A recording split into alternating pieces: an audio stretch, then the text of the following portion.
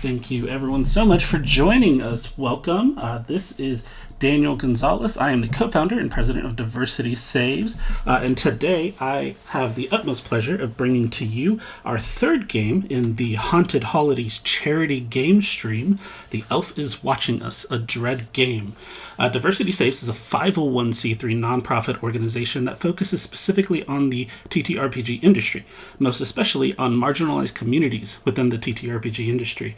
If you are part of a marginalized community and you are a creator in the space and you're looking to create something new or to fund a project that you have ongoing, we are a grant-giving organization. We raise funds specifically to help with our charity operations, as well as to provide grants to people from marginalized community and for projects that are helping to uplift and to enhance diversity and inclusion in our space.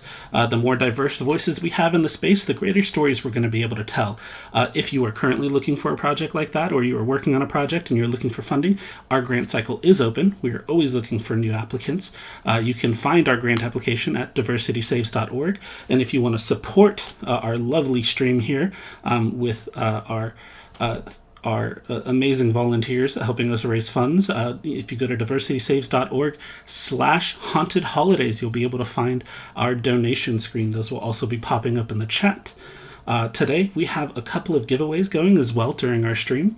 At the end of our stream, we're going to be pulling a drawing for a hardcover copy as well as a PDF of Pirate Borg by Limithron, which is a Mork Borg game. In addition to that, all of our donors are going to receive 3 different map packs, one by Mark Drummond J, a set by Demille's Wondrous Works, and then a sci-fi map pack by Miska's Maps. So thank you to our wonderful sponsors for providing those to us so that we could give them to our donors and to our giveaway entries, which we'll be going live with shortly. And finally, so far we have raised $308. One of our donors at the beginning of the day today did agree, a member of our community, to do donation matching for the next $250. So we have $205 of that $250 pool left. So for the next $205 of donations, every dollar you donate will be matched. So if you donate $1, it'll be like you donated 2. If you donate 20, it'll be like 40. So please feel free to donate as much as you can afford. We appreciate every penny that comes through. And you will also be able to affect the game. You can see in our donation incentives the different ways that the game will be affected. But I will let Kirk tell you a little bit more about that here. Kirk, I will pass it off to you. Thank you so much, Daniel. Hi. So my name is Kirk D'Amato. You can find me anywhere online as Kirk Says, and I'll be GMing this session of The Elf is Watching Us. So this is a holiday horror game that I'll explain a little bit in the future. But yes, as you can see, there are some incentives that if you donate, you can then specify how you want to affect the story. Things you can add that are either set dressing or beyond. These things might help or hinder the characters and make it through these holiday hijinks with the elf, who is now on the prowl. But we'll get to that in a bit. For now, let's just introduce the other players who will be joining us in this game today. So I'll go, we have a character keeper that's off screen, and we'll just kind of go in order. So Rob, if you'd like to go first. I'm Rob. I am not involved with Diversity Saves, but I'm friends with some of the members of it. Thought I'd join to help out. I'm a teacher. I've taught in high marginalized communities for a few years. Love helping out there. So figured this is a great way to spend some time, get in the holiday spirit, even if my character might die. We'll see. Well, yes, we will indeed see. All right. And then Jonn, how about you? Hi, I'm Jonn. I was podcasting for a while on a couple of different podcasts, but right now I'm kind of mostly hanging out on Discord. You can find me in TRF Podcast, Wasteland Blues, and I've popped up on a few other podcasts as a guest voice and did some vocal stuff. I'm playing Justin Pritchard, a 15-year and a half. It's very important. A year old, and it's a babysitter of these kids. And very excited to see what Justin gets up to in this adventure. All right. And then our next player, Mariko. Hi, I'm Mariko. I'm on the board of Diversity Saves. I also do some work with the Dungeon Cast podcast. So hello, everybody. You can find me on Instagram at mariko.draws.stuff. I do art sometimes and post it. And today I am playing Samantha, goes by Sam, and she is 9.5. Nice. And then our fourth player, Marcos. Hey, I'm Marcos. I do art stuff. You can find me on Instagram. Chemicals, it'll be in the chat or something. You'll see. Now I'm double second guessing my character name. Well, if you want to think about it for a few minutes, you can introduce them later. It's fine. It's all in a theme. Age 11, I'm going with Simon. Simon and Sam. Yeah. And then Rob, we kind of missed your character as well. Yeah, so I am playing Zach. He's 13. He's the cousin to Sam. And I don't know, Marcos, did you say any relation just in case that means I'm related to you? Yeah, are Sam and Simon brother and sister? I mean, that seems funniest, so sure. Okay. All right, so yeah, so cousin to Sam and Simon then. Nice. And so these are the players, and those are the roles they'll be playing tonight in a game of Dread. So Dread, hopefully this shows up all right, is a game of horror and hope. It's one of my favorite role-playing games, one where success or failure is determined by pulling from a Jenga tower. Now, unfortunately, we could not get all together or have 4 or 5 magic Jenga towers in everyone's homes. So we'll be doing that virtually. And there is instead of pulling from it, you will roll a d20, and whatever number you roll, I will then change one of these, the rows of the tower. And the game is very simple. If you pull, you've succeeded in what you're trying to do. You can always choose not to pull, in which case your character will fail. And if you pull, but then we've reached all 3 levels, like if you roll 3 20s in a row, when that third row is empty, the tower falls and your character is removed from the game. Now, what that means we'll determine with the elf. This game is a very goosebumpsy like adventure with a solid PG-13 rating. And then fortunately, the players, you won't be out entirely. You'll come back in the next scene as a new character to assist within. But the elf will still be watching and will still be on the move. And that's about it for Dread. Dread is a great game. It's really lovely. Usually there's a questionnaire where you kind of answer questions about your character to learn more about them and to fit into the themes of things. But today, because it is a live stream and it's to involve everyone, I'll ask questions throughout the course of the game about their characters, and we'll learn more about them and the world as we play. So really, all we know so far is their relative relations, and their names and ages. And so that's about it for, learning about what Dread is. And so now let's part back the curtain of reality and step forth into the elf zone and learn what happens when the elf is watching us. And so the year is 2005, an age of, I don't know, Nokia brick phones. What else was popular around then? Do any of you have memories or ideas? The Motorola Razr was released in 2004. Mm-hmm. So they probably have at least 2 different colors of that now. We're still using flip phones. Didn't even, I think, have the slides yet. Definitely playing Snake on it as well. If you got that, that's the hottest game, the hottest online game of the season is Snake. Any other things that were bigger in the zeitgeist, the pop cultural zeitgeist of the mid 2000s?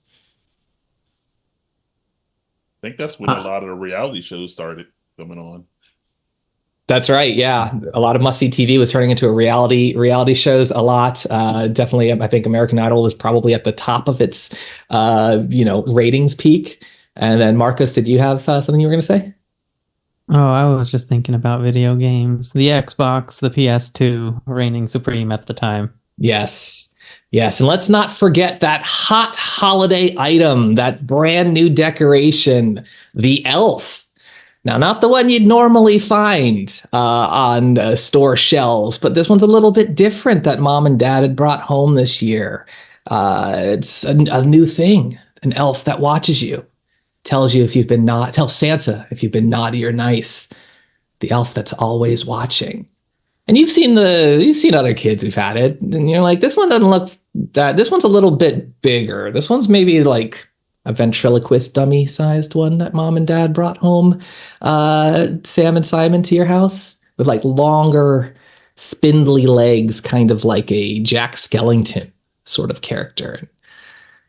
There's always been something a little wrong with this elf. I mean, the way they painted its eyes and the eyebrows, the strange smirk that it has, doesn't seem very warm and friendly.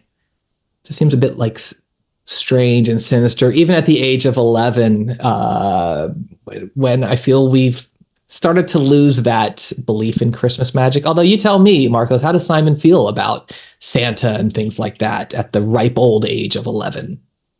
Simon feels like he's much too mature for Santa. Mm-hmm. He feels like he's just, he's the kind of kid who takes to reading a lot and thinking that he's very smart and mature and he knows it all. And then, Mariko, how does Sam feel about Christmas still? Sam is 9.5. She's about to be 10, and everybody knows that 10-year-olds are so cool and smart. So she, I think, wants to believe in Santa, but is pretending not to be a cool, mature woman at the age of 10. Yeah. And then, Rob, so Zach is over that. Zach's their cousin. Yes. Yes. And he's over today. At 13, I feel Zach's definitely on the cusp or beyond the cusp of things. But what is Zach's take on Christmas and that sort of stuff? He still gets excited by like the lights and all the festivities and everything, even if he doesn't believe in Santa. He's not going to be the one to break it to Sam that Santa's not going to be real. So he still also kind of keeps up the facade that Santa's real for like when he goes over to like their house and everything for holiday parties.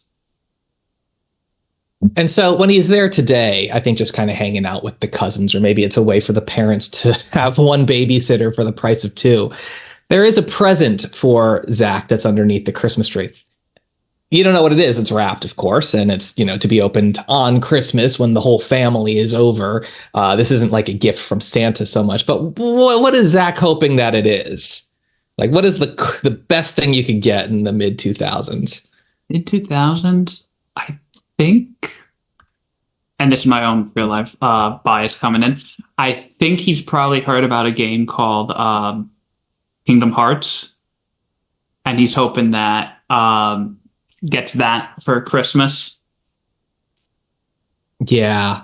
Well, far be it from me to tell you what's in that gift, but it is shaped like, is it for PlayStation 2 or is it for Xbox? Yeah, it would be for PlayStation 2, yeah. Okay, so like, that's clearly a game. That's a PS2 game. You don't know if it's Kingdom Hearts, but like, come on, fingers crossed. You've definitely made it clear that that's something that you'd like. So hopefully that's what's under the tree waiting for you to be opened, not until Christmas. And that's not today. Today is the 16th. And mom and dad or aunt and uncle, they're going out to a Christmas party. But they can't leave these kids alone. Even Zach at 13, no, they need someone else. And that's what Justin's doing here. Justin, what did I see on your notes? You have something that you're very proud of. So please just describe yourself and what it is you're so proud of. And you're muted. Is 15 and a half, and you can tell that he's closer to 16 because he's finally got his first facial hair, which he rubs his chin as if it's covered with fuzz, but it's really just one single wild hair that shows his maturity. And so what he planned to do is once he gets these kids to sleep, he was going to watch Die Hard, but unfortunately that's rated R, and someone pulled a switch on him, so he instead is going to have pull out a tape or a DVD that is U.S. Marshal, which is PG-13, and not at all about Christmas. So he will instead be watching this once he gets these kids to go to sleep. Nice. Gonna watch U.S. Marshals. Just taking my own notes. Yeah, he's very disappointed that it's not Die Hard because it is a Christmas movie. Yeah, I mean, I'm a subject of many debates, but yes. So, and Justin is Justin also a cousin to them, or is this like a family friend? I think Justin is the next door neighbor. Oh, okay. Yeah. Yeah, Justin is one of those people where it's like parents are like, "Oh, you should be like Justin because he seems like he's the model child." So he tries very hard to act like he's a mature child to parents, even though he does get in a little bit of trouble. And we'll see if there's a little bit of trouble tonight as Justin comes in with mom and dad. And they're like, "Kids, the babysitter's here." And it's great. It's just, I mean, you tell me, how do you feel about Justin, your next door neighbor? Like when he's babysat you before, is he the cool babysitter? Or is he like the not so cool babysitter, or what?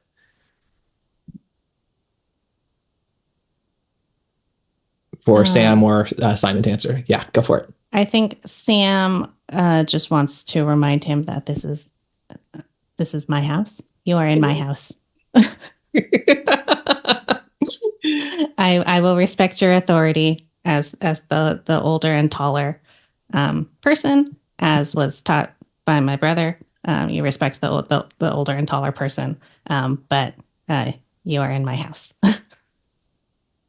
This is where I live. And Simon, do you have anything at the end of the day? Yeah, I think Simon is like, I'm 11. I'm practically a teenager. We're like, I'm cool too. Like, yeah, we are these adults practically, you and I. So you're like assistant babysitter, basically. Yeah, in there. That Nice. kind of vibes of Deputy Marshal. And Zach, how do you feel, or Rob, how does Zach feel about that being between those two ages of 11 and then 15 and a half? Yeah, Zach's definitely like, all right, I don't need a babysitter anymore. Like I'm capable of staying home alone by myself. And he's probably got ideas of like, actually following through with like the Home Alone plots. Like, oh, if anything happens, I'll just do those traps that Kevin McAllister did. Are we gonna watch Home Alone after this? That's up to you. Do you want to watch Home Alone after this? Justin, Home Alone. If you don't fall asleep, we might be able to watch Home Alone. Sure. We can watch. Why wait? You can watch it right now. Home Alone 2 sequels are always better. Yeah, you can watch both of those in the different room, in your room, together, where I can see all of you. Rob, there was something that you had said that Zach is too old to be home alone, or is old enough to be home alone, does not need a babysitter. However, I thought something happened to Zach the last time he was left home alone that your parents might feel a bit differently. What was that thing that happened when you were home alone and kind of like blew it? He might have, started to microwave a plate of food, left the spoon or the fork in there, and the microwave might have started sparking and everything, but it works fine. It smells. It works fine though. Mm-hmm. Did the microwave suffer irreparable damage? Just a tad, yeah. We might have needed a new microwave. The kitchen still has a faint metallic smell. It's far be it from me to say if that would get a kid on the naughty list. It's an accident, and accidents happen.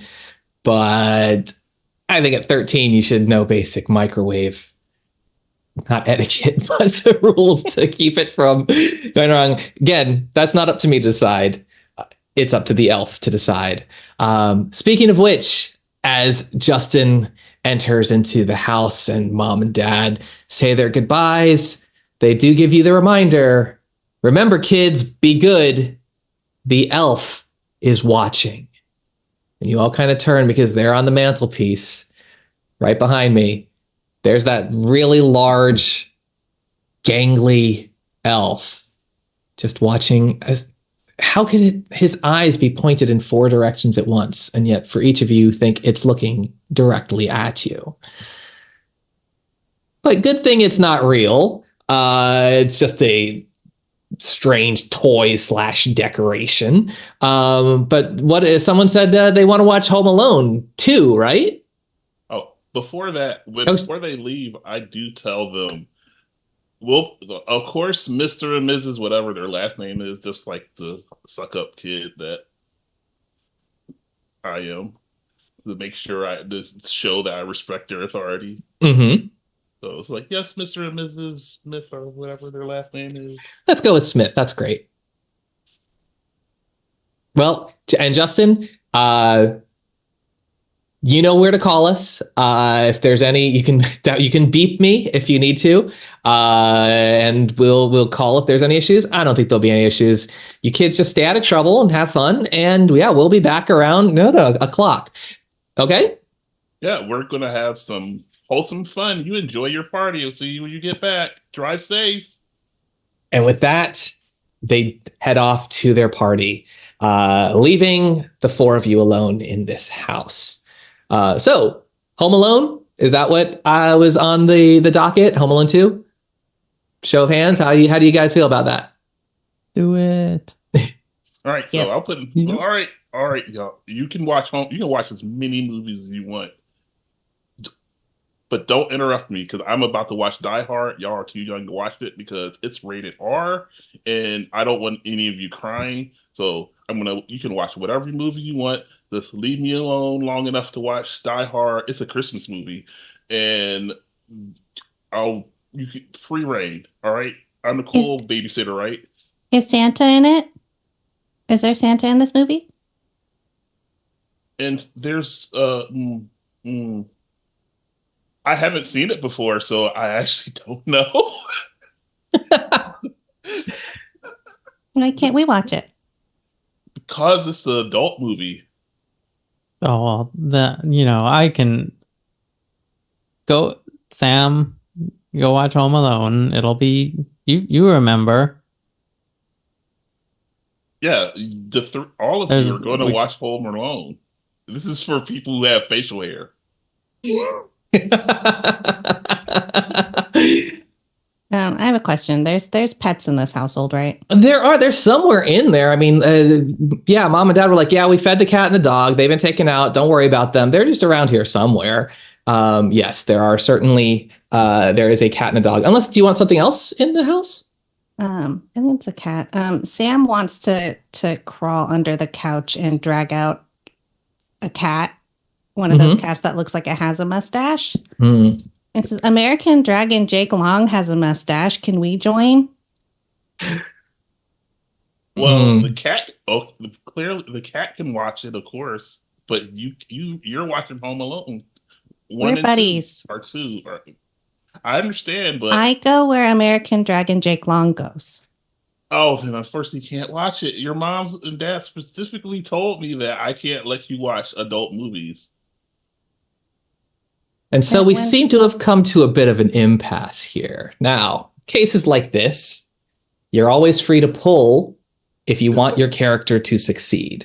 So, Mariko, Sam can pull if she wants to be able to convince them. Now, however, there's only a limited number of times that this tower will be stable.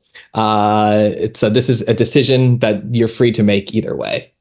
Sam is definitely going to waste this first pool on trying to get into Die Hard. Okay. I love that I don't actually have a Die Hard. This is like you never seen it. You got to see it for the first time. You're finally going to get to see it. Yeah. Did you roll a d20? I'm rolling it right now. Okay. It's a 9. A 9. Okay, so I'm going to fill in the first space of the tower. Now, having pulled, that means you've succeeded and you've somehow are able to convince Justin to let you stay. What is it that you say that wins over Justin? I will probably say that American Dragon Jake Long is in fact over 17 years old and is allowed to watch this rated R movie, whereas everybody else in the room is not. And Justin, I guess since you're accompanied by an adult, I can't stop you. and so it seems like Sam is allowed to watch Die Hard, and yet Zach and Simon will be sent to another room to watch Home Alone, unless both of you want to also pull and convince the babysitter to let you watch this movie with them. Totally up to you.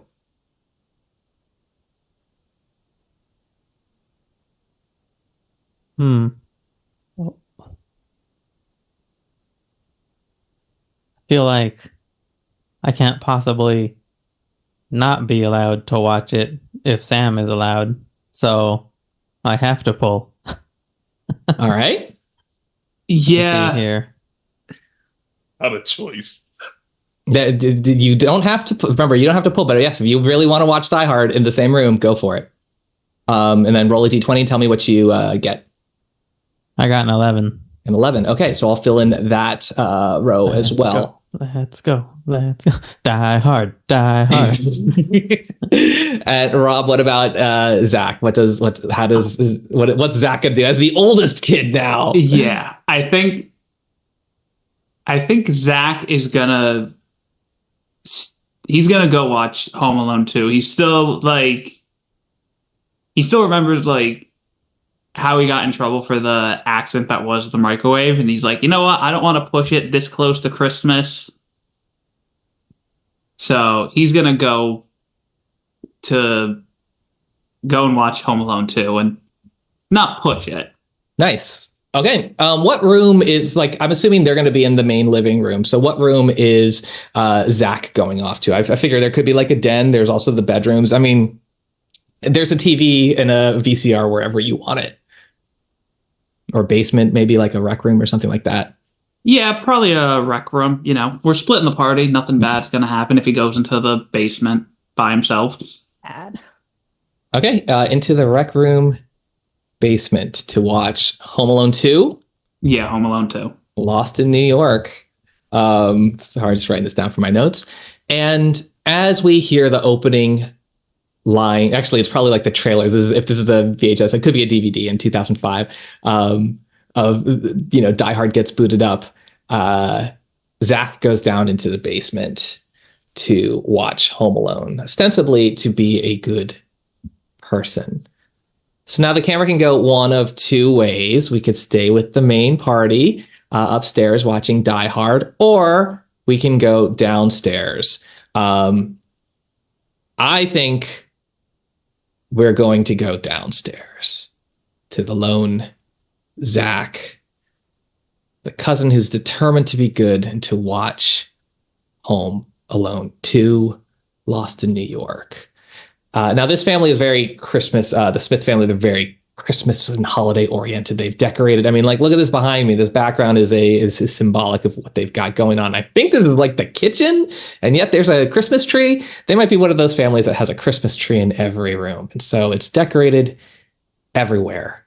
And as you go down those stairs, turn on the light, you're greeted by a figure sitting on like that lumpy old couch that's been, relegated down to the basement in front of like the older TV with the VHS, with a VHS player or VCR.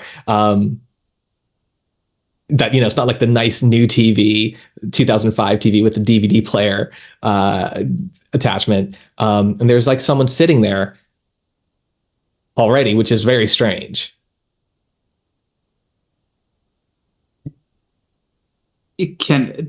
So just for my own mental, Sure. is he coming, I guess, as he's coming down the stairs, is he facing like the back of the couch or? Yeah, it's however you want. Okay. That you realize that you are not alone in this basement, that there is someone already sitting on that couch.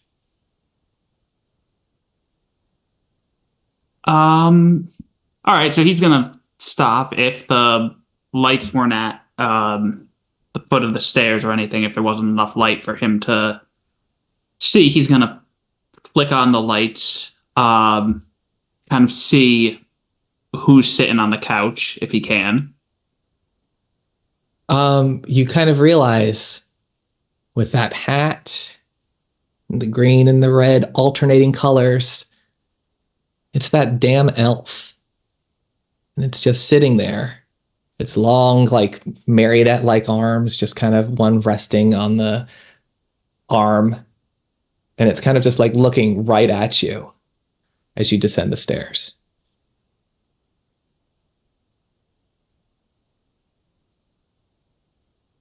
So Zach is gonna just he's not gonna go upstairs, he's just gonna call upstairs. Sam, Simon, did your parents buy 2 of these?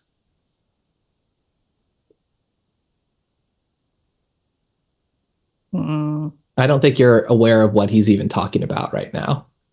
2 of what, I guess. Who or what? This this freaky elf that they said they had put on, thought it was on the mantle. I'm gonna look over at the mantle. There's no elf on the mantle.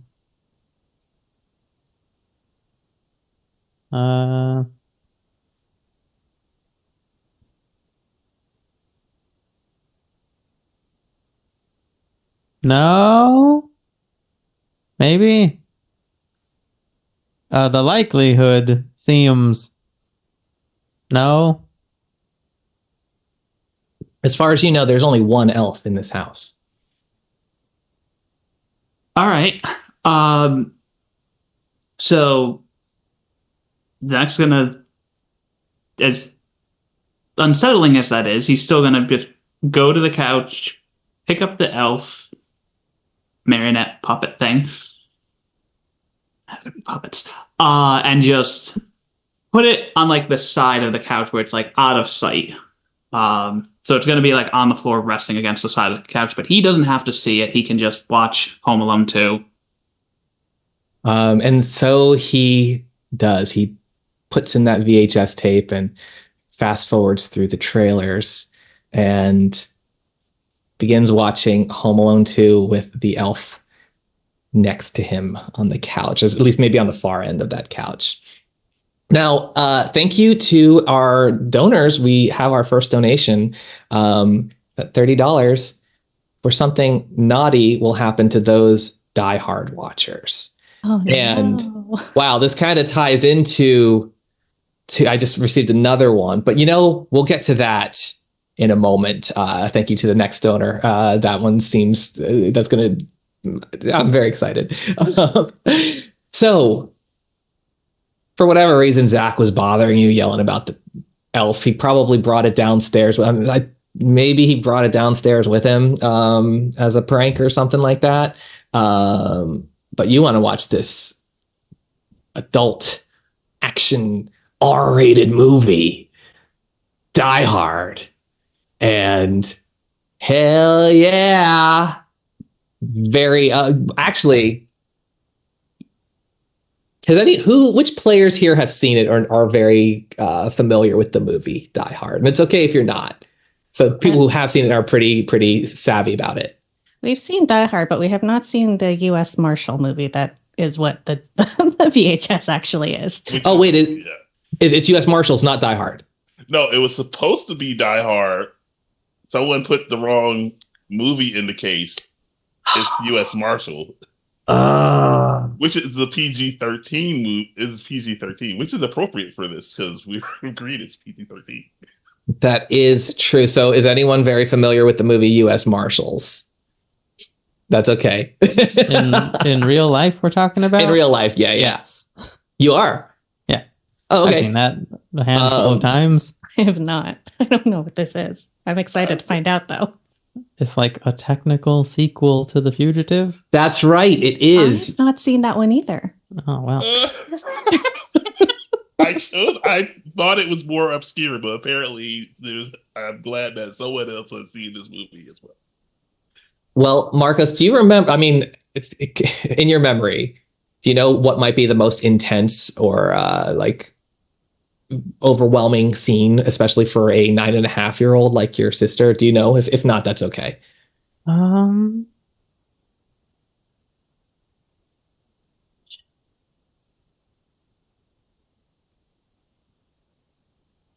No, I can't think of what would be like that. I mean, there is the part where the one guy gets killed.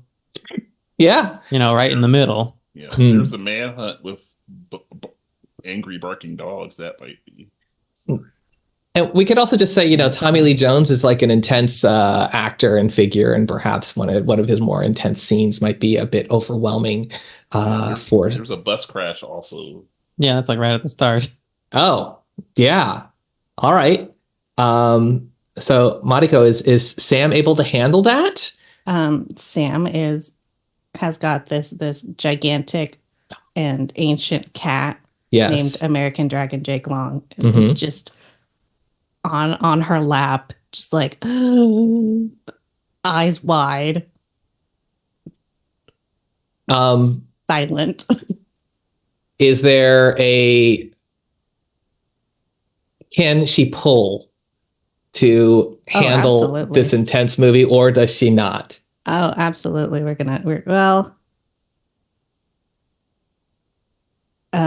So pulling is just an automatic success, right? Yes. This is totally up to you if you want to pull or not. If Sam is able to brave it through this intense bus crash and then Tommy Lee Jones and people shouting and dogs barking and things like that. No, then she's not going to pull. Okay, that's okay. A bit overwhelming for her. So what does she do instead? Or how does she react? I'm just gonna say, I'm thirsty, and I'm just gonna get up and take this large cat and just go to the nearest exit of the room. Well, yeah, that's very easy to get out of the living room and then into, if you're thirsty, do you want to go into, like, there's both the kitchen, or you can get a glass of water from the bathroom? Do you have a preference for either of those? She's not really thirsty. That was just her excuse to not look lame. Oh, I see. Well, which room would you like to go to? Or where would you can go to any room, actually. It does, like, you don't have to go into the kitchen. You can, where does Sam go? Sam probably goes to her room. Okay. So Sam leaves to her room. And what's she gonna do there?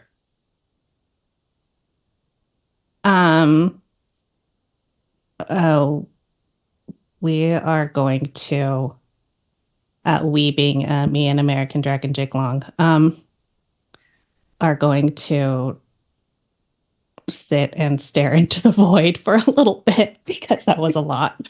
All right. So Sam sits and stares into the void, and we've returned to the living room where something naughty happens to those diehard / U.S. Marshal watchers. Thank you again for the donation.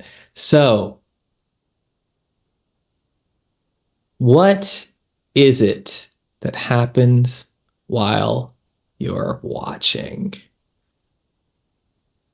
I see, and I'm also like, okay, do notes come in? No, we're all good. Would either of you like to pull? Meaning roll at the D20. Just vaguely? Just a vague one, yeah. Just a vague one. Totally up to you. To see the misfortune that's about to befall that would prevent. When you pull, generally something good happens, or something bad does not happen. So in this case, I'm just trying to see it. Does someone want to do something? Okay, Rob, so sorry, John, you said you will? Yeah. Oh, okay, give me what number did you roll? I'm rolling now. Okay. I rolled a 14. A 14. Okay, I'll fill that one in. And so in the middle of this tape, was this taped off of TV or was this a purchased VHS? Oh, this is bootleg. It's a bootleg. Yeah, I bought it when I was getting my haircut by some guy that was standing by their trunk. How much did you pay for it? I mean, it's like it's like 2005. I spent like $15 on it. All right. You bought it. It's a bootleg, and then you realize, oh no, like the tape kind of crackles because it was taped over something else, and you see what it used to be. It seems like someone was filming with like a like a camcorder, so it's got that VHS quality to it, poor lighting, and it is. Well, you don't know what the room is. You see the elf, like someone was taping like a skit or something with the elf, but it's standing up. Now this thing cannot stand. The legs and the arms are kind of like. You can maybe pose them, but the legs are not strong enough for it to stand on its own. It's made to be sitting at all times. Like the body is like the solidest part, the most solid part of it. And it's like whoever owned this tape or whoever made it, like, I don't know, you don't know what they were up to, but like, it's weird. Now it's not weird enough to bother you because you pulled, but Marcos, unfortunately, Simon did not pull soon enough, or the naughty thing. Like, how does Simon react to seeing this? It's a creepy video of the elf.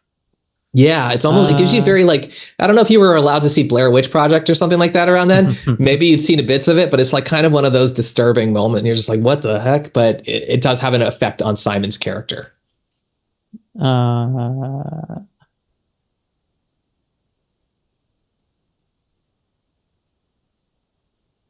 think I'm thirsty. I'm gonna run out of the room. And where are you going? I'm gonna go to. I mean, part of me is thinking run to my room. Mm-hmm. So I can do that. Okay. And as you were running, you did kind of realize, where that was, or maybe you didn't, but subconsciously you recognized the room where that it resembled. So now tell me, was it Sam's room or was it the basement? I mean, I have to say the basement.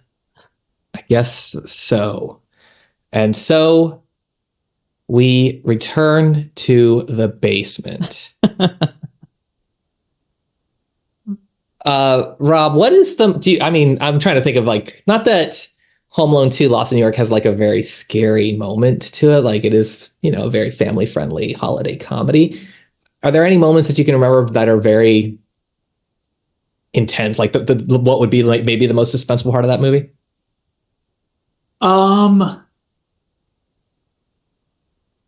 remember the woman with like the pigeons and everything. Yeah. That was always like stressful. Because that was, I think, and then there's also like scene at Central Park at night when he's running. But early on, I'd say maybe like forget how early we see the Wet Bandits again. So maybe like just seeing them again. When they make their return, that they're now out of prison, they're back and ready for revenge. The sticky bandits. And that's that's when you kind of see like the basement has those low windows because you're kind of below ground, but you can kind of see like a little bit, a big surge of light coming from next door, and that an overwhelming thing of light that causes a power surge. This is from a $20 donation that the neighbor's elaborate Christmas light display turns on and causes a power surge, which also causes the house that you're in to plunge into darkness. So all the TVs go off, all of the lights go off, and the party is now split. So the thing that Simon didn't realize is that that room where that videotapes, it resembled the basement, but it could be any basement. It's also the room that the elf is currently in. So, Rob, how does Zach react here? I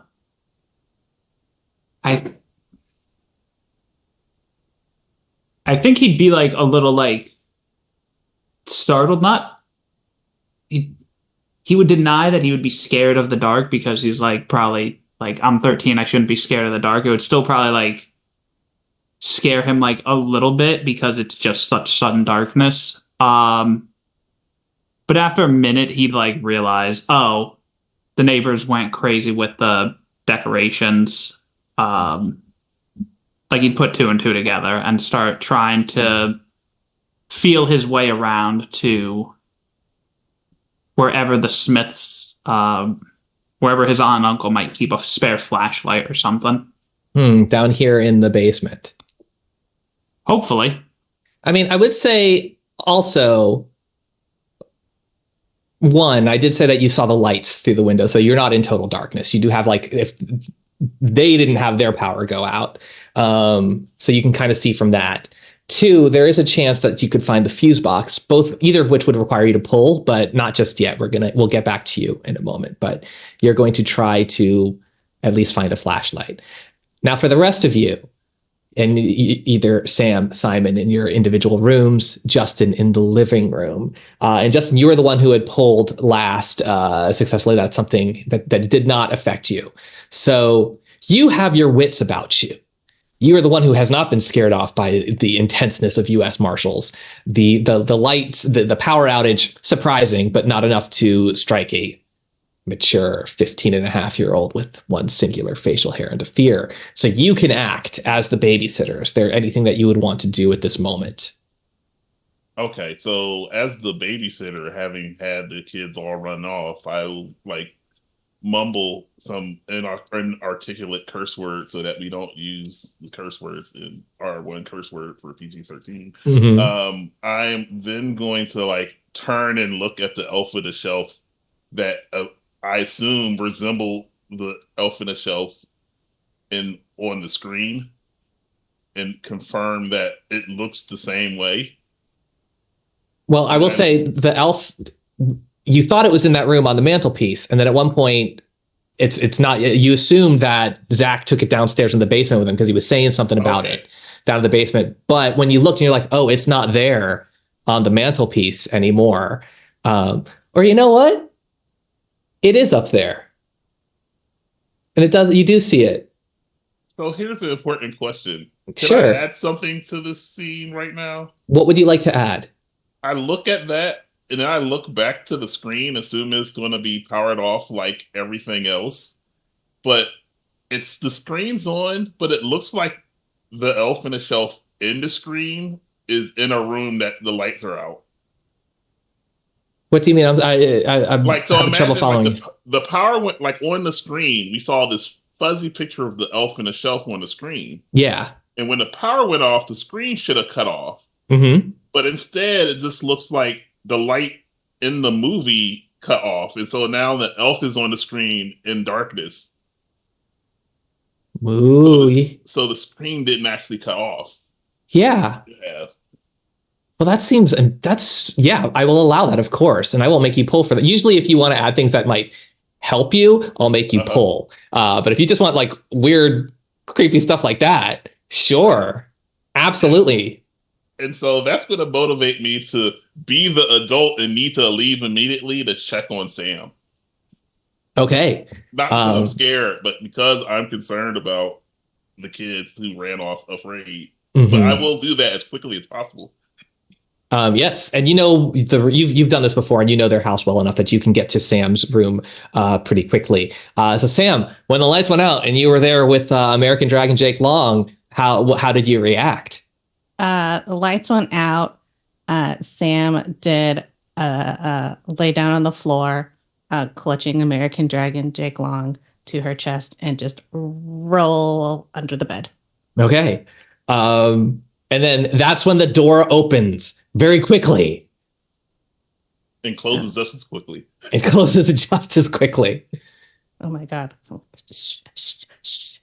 like shushing American Dragon Jake Long. Sam. Are you there? What's the password? I love American Dragon Jake Long, and I say it like with disgust because I hate having to say it.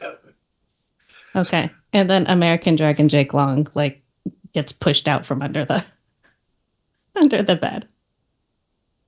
Hi, American Dragon Jake Long. How is Sam doing? Like I've been through this routine enough, and I just refuse to buy into it, but I still have to do it enough because I know it'll just make my life harder if I don't.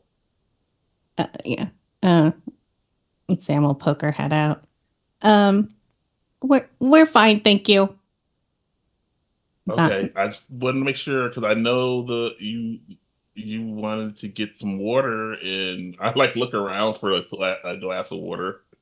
I mean, it is dark, so it's a little hard to see, but you definitely don't see one. All right.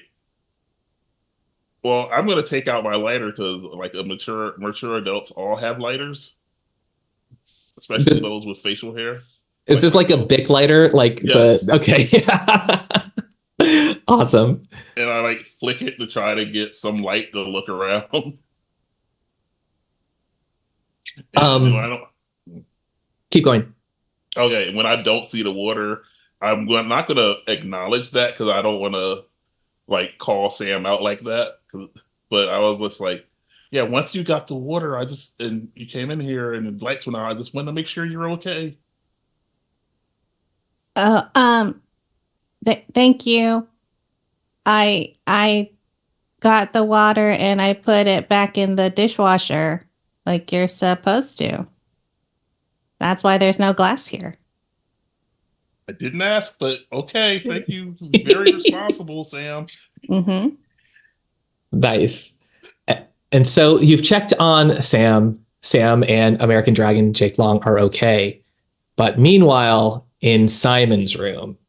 So let's the camera goes down the hall to Simon's room. Simon, you were a little weirded out when you saw that scene with that weird cut on that bootleg, yeah? Yeah.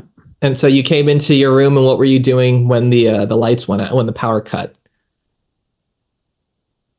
I'm gonna let me see. I run into my room. I think power goes out. Grab my trusty Nintendo DS that I got last Christmas and open it up for light. Nice. And then jump under covers. Okay. As you do that, that's a DS definitely gives light. It's not like a Game Boy that doesn't. So you're all good there. But there is something that's troubling you because it looked like your basement in that scene. So something had happened earlier this year in the basement that you did that might be naughty list worthy. Do you remember what that might be or recall? And also, like, it's player wise, it's usually whatever the first thing you think of. If it's don't overthink it too much. I'm just kind of, the story weaves itself as we play. So I was trying to think, how did you get in trouble in the basement earlier this year? Let's see. Clearly, we have a TV and stuff set up down there. Mm-hmm.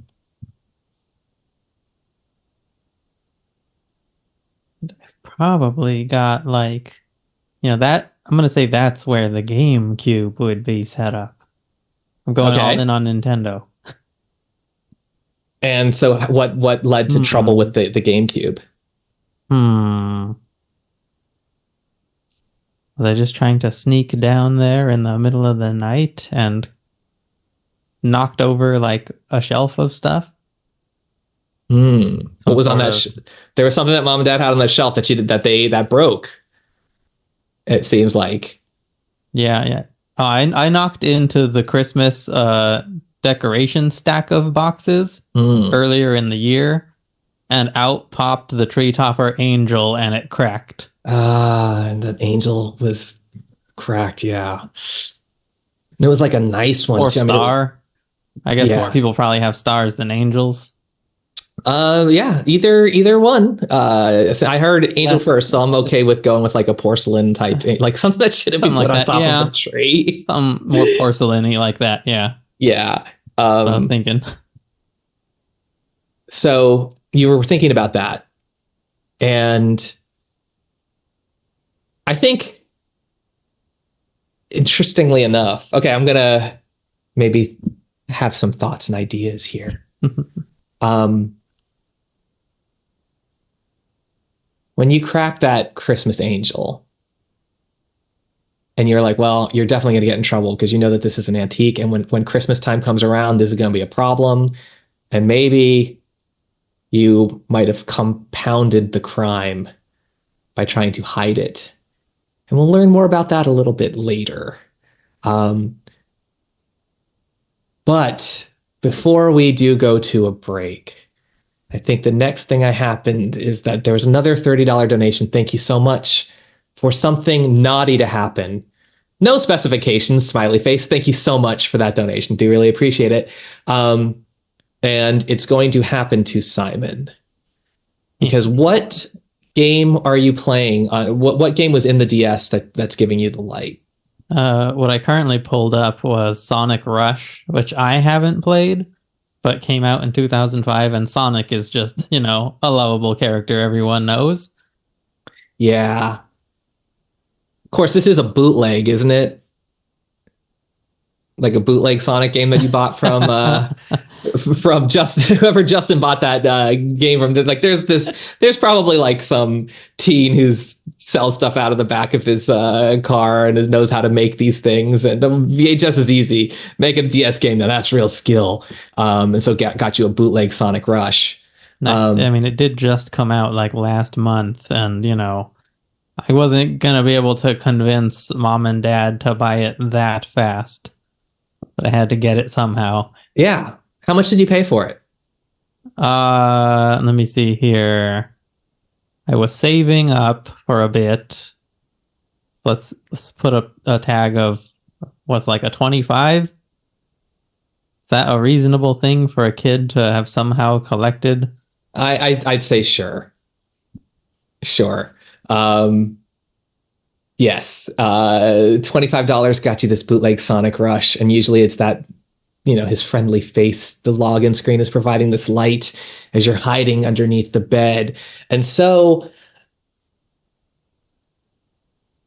the image changes or it glitches, as these games sometimes do. They crash, they have to be restarted.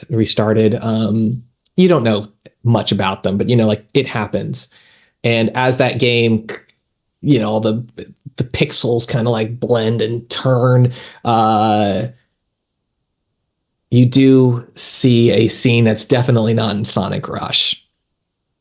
A room that seems to be the basement, seems to be the elf standing there, which he should not be doing, and certainly shouldn't have been programmed into any game.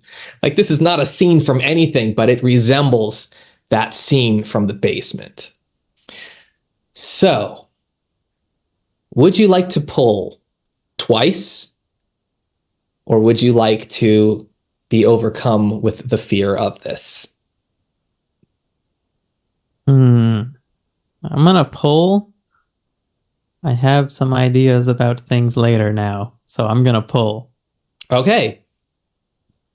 And also, if you end up backing out, like roll, and you don't have to pull. Like it's a 2-pull roll. You can either fail both or fail one. Like you can back out after this if you roll like another. Oh, it's all good. What's the worst that can happen? I rolled an 11. Yes. Now, this is exactly why I was saying that. What's the worst that can happen? We are now at 2 on the tower. So Simon or Marcos, if you roll again and you roll another 11, Simon will be removed from the game. So you can back out at this point and you will have it. It's like this is a 2 level danger, it's now like a 1 level danger if you choose not to pull. Or you can pull. I think the odds are pretty good. You only got a 5% chance that this is going to happen. Yeah, there's no way I'm going to roll another 11. Even though I think, did I roll the first 11 as well? No, I rolled it. Oh, okay. Wait, no, you rolled the 14, I think.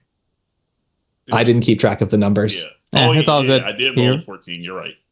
So, if I'm just 2 for 2 on 11s, no way I'm going to roll a third one. Then it was fated. 15. 15. All right. See? Never been a safer roll. So something naughty, like you're not affected. You've succeeded in the rolls. Simon is all right. As the power's gone out, you see the bright lights of the next door neighbor's house.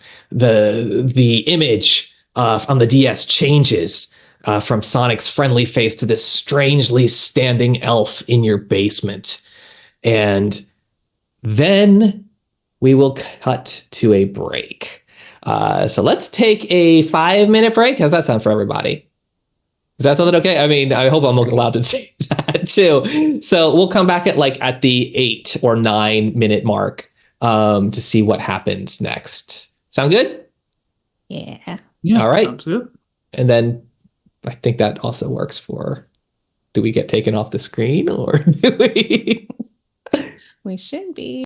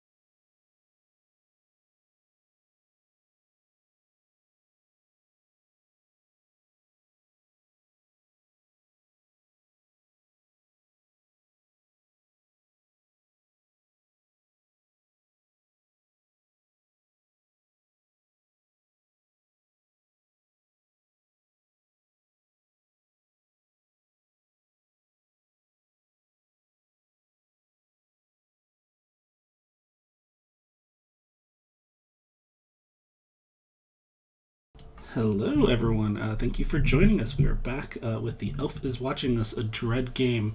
This is a charity live stream benefiting Diversity Saves, a 501c3 nonprofit that specializes in the TTRPG industry and helping marginalized communities and the industry as a whole to embrace diversity and inclusion in our space.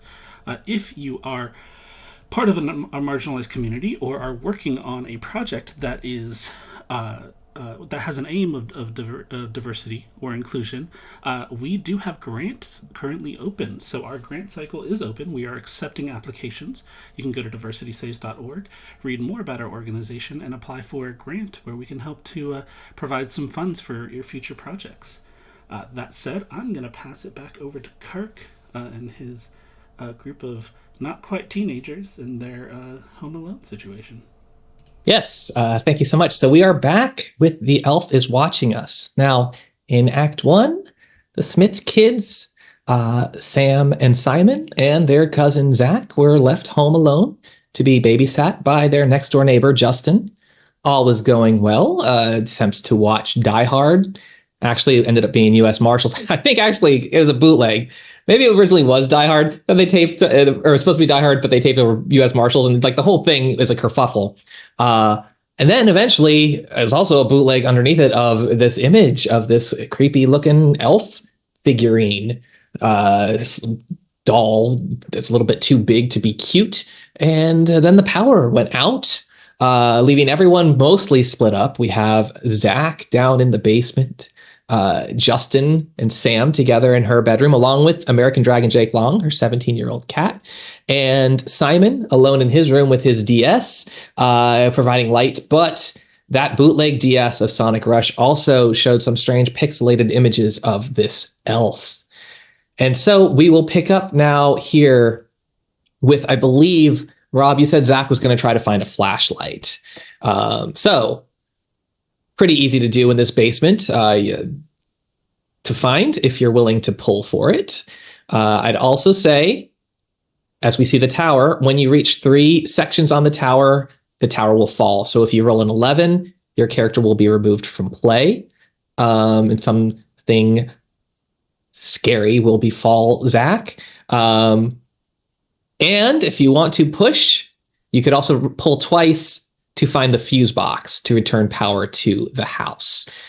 You don't have to make the decision now. You either decide if you want to pull once and then see where the dice lie, and then you can either back off because you'll get the flashlight, or you can get nothing and not have to pull either. All right, he'd pull for the flashlight. Okay, so that'll be rolling the D20 once, and let me know what you get. 14. Yes. Another block pulled from the tower becomes more and more precarious. And tell me, where did you find this flashlight in this basement kind of rec room? So I would say that they probably have like a storage closet of where like they maybe keep various like entertainment supplies and such. And it's known like, if they have family over, whatever, like, if you want to play like the video games or something, those might be in there, various things in there. So goes over to that closet, opens it up, and would find it in there. I'm picturing it behind the couch, like next to where he comes down from the stairs. Okay. And you found a flashlight there in that closet. That's a great place to put it. Makes perfect sense to me. Now, I want to thank our donors, especially those who have, I almost feel like we're catching up to all of them. Whoever donated a $30 donation. This is from Jeremy. So thank you, Jeremy, because they want something naughty to happen. DM's choice. Sorry, Rob, do you know someone named Jeremy? Yeah, because I mentioned it to my D&D group. And I have the feeling if it's the same Jeremy, they're like, yeah, we'll like do a little something. Because I saw that they were watching. Just like the elf is watching. And I'm actually really glad that I came upon this one at this moment, because something's naughty is going to happen to Zach, to your character. So you find the flashlight. What do you do with it? He's gonna turn it on because he's gonna try and look for the fuse box. Okay. So the very least, he's gonna turn it on. And then once he's like got it checked, like turn it on to make sure it works, and then turn around to go like try and find the fuse box. Okay. I'm not a jerk game master who's like, and now pull for the batteries. No, there's batteries in the flashlight. And as you turn around to look, you do realize the room has changed a bit since the power went off. The neighbors' lights have flashed, and you're in near darkness down here in the basement. Something that gives you a real quick pause as you kind of turn back to that couch, and you see that the elf is not there. Oh, okay. Is he not in the? Can I see if he's in the basement at all, or he's just not, and he's just not next to the couch, or is he just gone from the basement entirely? You look around the room using only the flashlight for illumination, and it does not seem like the elf is in this room, which is impossible because it was sitting there on the couch and you had moved it to the far end of the couch. There's no way it could be anywhere. At the very worst, it would have fallen to the floor. It is nowhere in this basement that you can see. Okay. Zach would definitely be starting to get a little creeped out. I think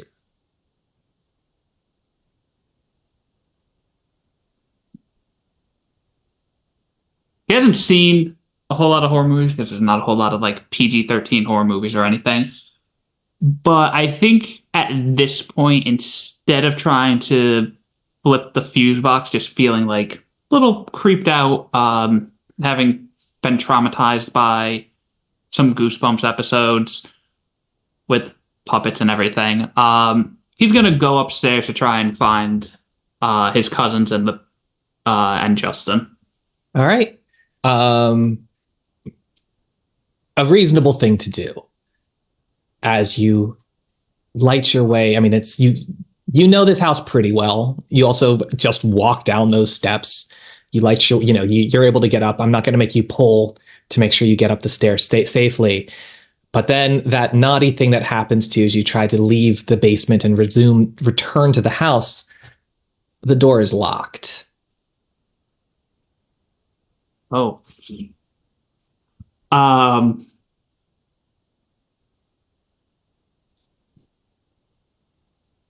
All right. Start. It's going to assume that like one of them maybe like locked him in here or something, think it might be funny.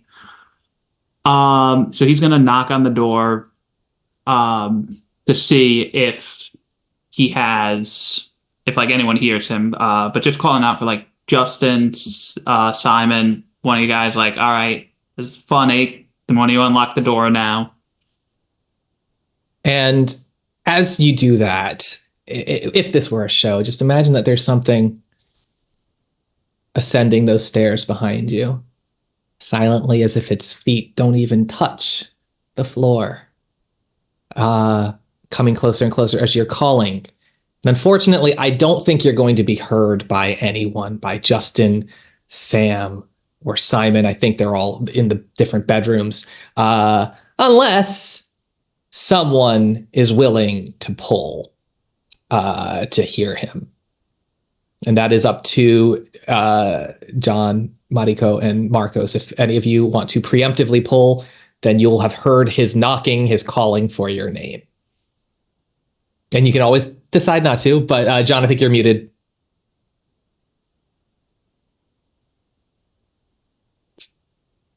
Still got you muted. All right. Sorry about that. All good? I'll pull. Yeah. Justin might hear him because I think Justin is already trying to go around and check the kids. And so once Sam seems settled, he steps out of her room, closes the door, looks. It's like now is like looking in both directions because that grainy video is kind of super creepy. And I'll pull to see if he actually hears the calling. So hold on. Okay, yeah. So roll a d20. I rolled a 7. A 7. All right. That is an untouched column. Yay. So yes, you definitely hear Justin, or I'm sorry, Zach from the basement. Like you hear the knocking, you hear him calling your name. And also just want to thank Jeremy again for that $30 donation. That was a timely one. So I have a question. Is Yeah. it just one person can pull, or can we, like, if he exited the room and then closed me in and I don't know what's going on? I would say if you want to go with him, you can because you're in the same space. But I would say that Simon, or Marcus's character Simon, being in a separate room, dealing with his own DS woes, would have to pull if he wants to join the group as well. Okay. Sam and American Dragon Jake Long are sticking to Justin. All right. Heading to the basement door where you hear this knocking and whatnot.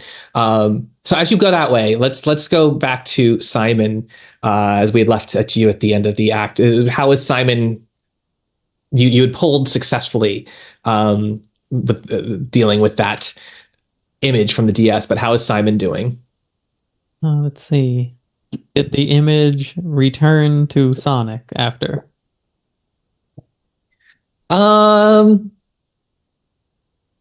Yes. All right, cool. I'm gonna assume that being this bootleg that it is, it's just like an emulator of Sonic 2 or something stuck onto this cartridge. He's not gonna know the difference. So it just, I guess, cuts back to Sonic 2 music playing. Mm-hmm. It's just,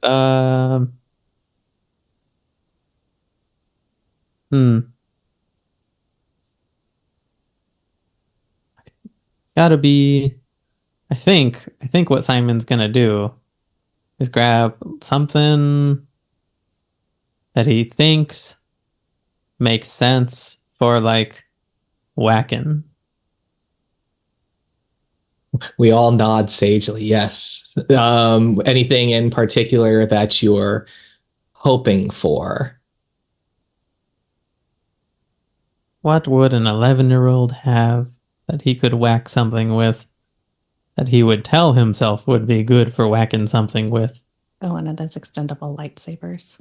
Oh, that would be popular around this time period. Yeah, that makes sense. Darth go with one of Maul's those. popping. I had one. All right. I will not make you pull for that.